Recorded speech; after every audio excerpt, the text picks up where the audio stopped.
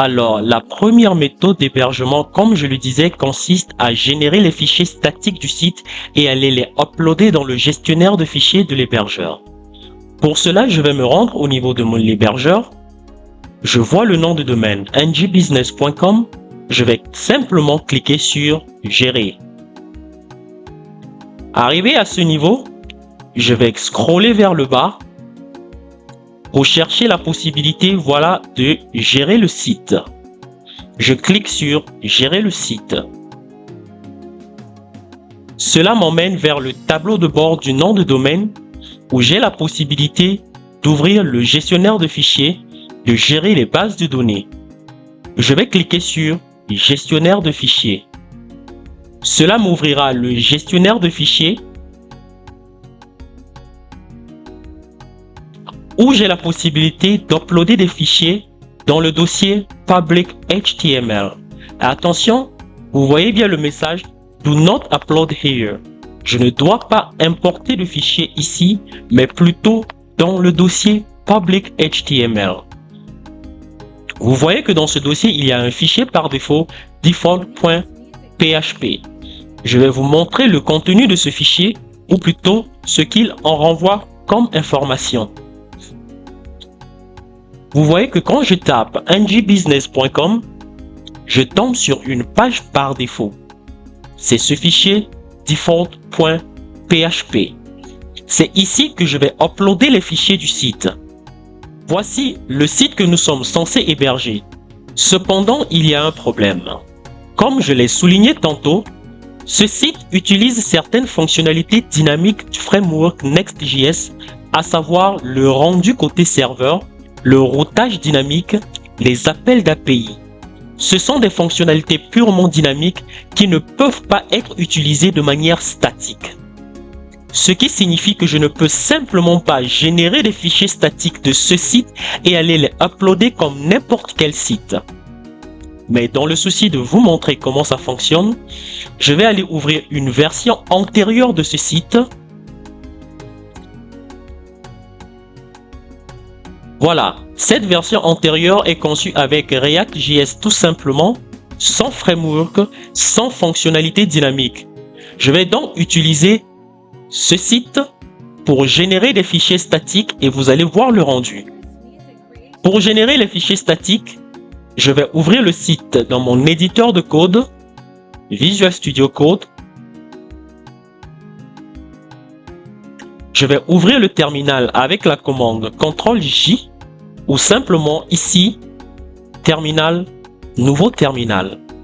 Pour générer les fichiers statiques du site, comme il s'agit de la librairie React, je vais taper la commande npm run build. Cette commande va lancer la génération des fichiers statiques.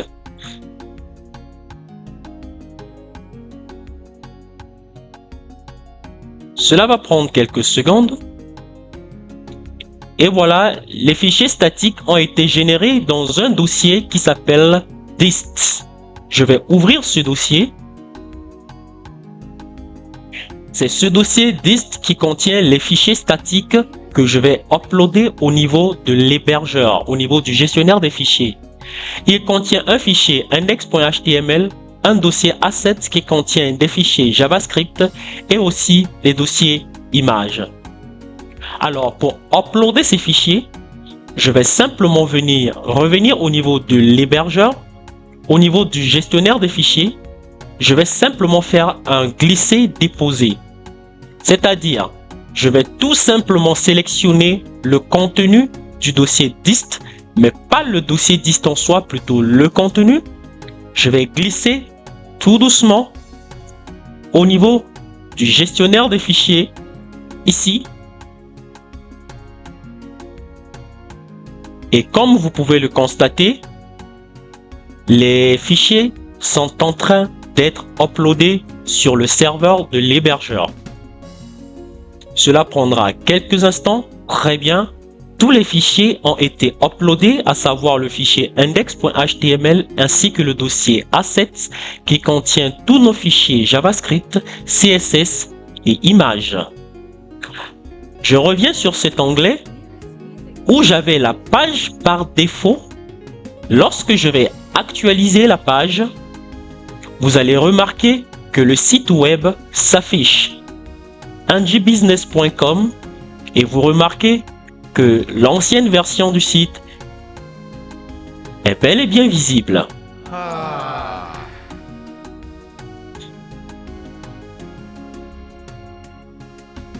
Voici la première méthode d'hébergement. C'est une méthode très simple, très facile à mettre en place et qui ne demande pas beaucoup de temps. Vous allez remarquer que lorsque je vais cliquer sur un bouton « En savoir plus », censé me diriger vers une autre page, à savoir la page « Info », j'ai une erreur qui me dit « This page does not exist ». En effet, n'oublions pas que React.js est une librairie conçue pour développer des sites web monopage, en anglais SPA, Single Page Application.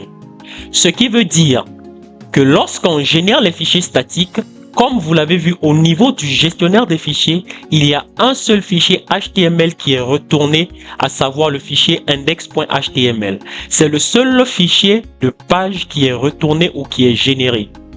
Puisque notre site contient plusieurs pages et que React.js génère des fichiers pour une page, il faudra explicitement indiquer à notre site de renvoyer toutes les pages vers index.html qui va se charger à partir des fichiers JavaScript de gérer le routage. Et pour ce faire, il y a un fichier qu'on utilise, à savoir le fichier htaccess. Je vais l'ouvrir. Voici son contenu. Le rôle du fichier htaccess est simplement d'orienter toutes les routes de notre site vers index.html. Et pour résoudre ce problème, je vais simplement repartir dans le gestionnaire des fichiers. Je vais uploader le fichier .htaccess. Je vais l'ajouter à la racine au même niveau que index.html. Et une fois que je l'ai uploadé, j'ai cette erreur « This page does not exist ». Lorsque je vais actualiser la page va s'afficher. Et mais vous allez remarquer que lorsque je vais encore supprimer ce fichier htaccess, je vais le supprimer. Ensuite, je vais actualiser la page. Je vais avoir l'erreur « This page does not exist ». Mais lorsque je vais remettre ce fichier .htaccess à la racine de mon projet, au même niveau que index, je vais avoir la page qui va s'afficher.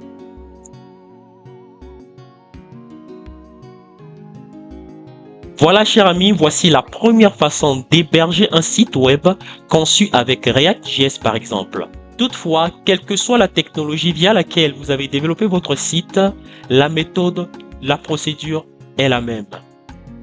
Par exemple, si c'est un site qui a été développé entièrement en PHP, je devrais simplement importer les fichiers PHP ici, car vous voyez très bien qu'il y a un fichier default.php. Donc, quelle que soit la technologie utilisée, la méthode d'hébergement ne change pas. Toutefois, retenez que cette méthode est exclusivement destinée aux sites web statiques. Des sites web dont le contenu n'est pas appelé à changer en fonction du temps et des interactions. Si vous développez un site web et vous êtes certain que celui-ci ne va pas changer au cours du temps, cette méthode d'hébergement est idéale. Si par contre, le contenu, la structure, l'architecture de votre site est appelé à changer régulièrement, cette méthode n'est pas adaptée. L'inconvénient de cette méthode pour les sites web changeants est qu'à chaque nouvelle modification, il faut régénérer les fichiers statiques et venir les uploader à nouveau, c'est-à-dire les mettre à jour afin que le site soit mis à jour. Cela peut être fastidieux. D'où la nécessité d'apprendre la deuxième méthode dans la prochaine vidéo.